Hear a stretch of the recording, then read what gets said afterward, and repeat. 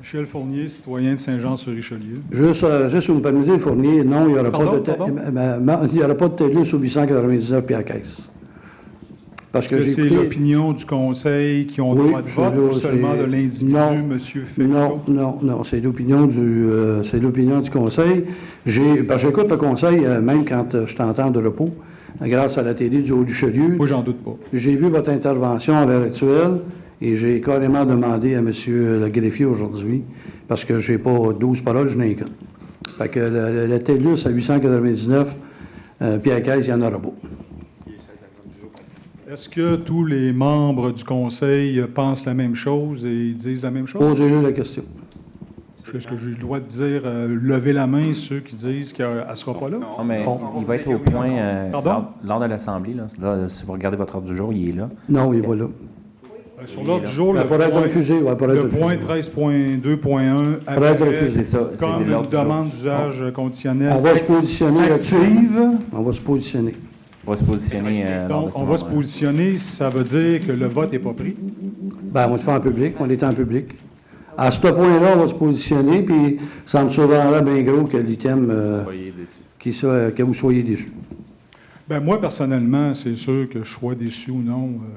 Je me fais un peu le porte-parole de centaines et de milliers de personnes à travers le Canada qui pensent exactement la même chose. Comme je vous ai déjà mentionné ici, qu'exposer des gens sans les informer et sans leur consentement à des champs de radiofréquences pouvant affecter leur santé contrevient au code de Nuremberg. Et par la même occasion, moi-même, je vous signifie verbalement mon avis de non-consentement à être exposé à des champs électromagnétiques.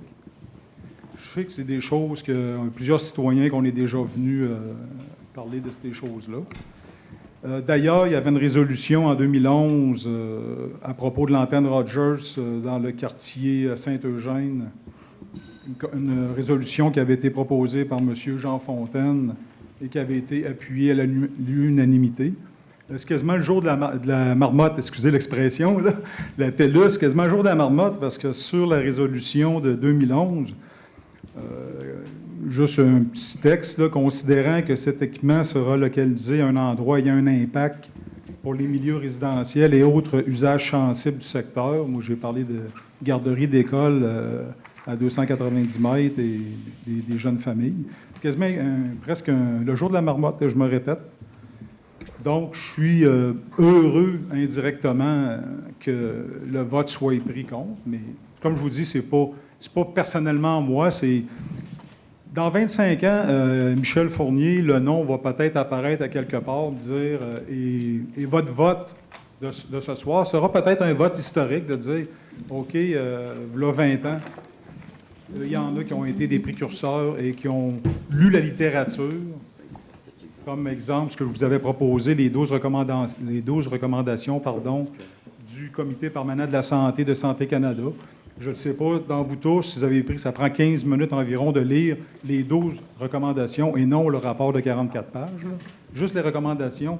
Je serais curieux, vous n'êtes pas obligé de me répondre, mais de voir dans les gens qui sont ici, s'il y en a qui ont pris la peine de lire ces choses-là, des gens beaucoup plus instruits que moi, beaucoup plus intelligents que moi, des chercheurs qui sont venus à la conclusion qu'ils devaient prendre la roue à l'épaule et d'écrire ces 12 recommandations. Bon, bref, je me fie que... Bon, comme je disais tantôt, je ne pense pas que vous soyez déçus. C'est bien. Bon, bien, je vous rends la parole. Merci de m'avoir écouté. Merci. Bonne soirée.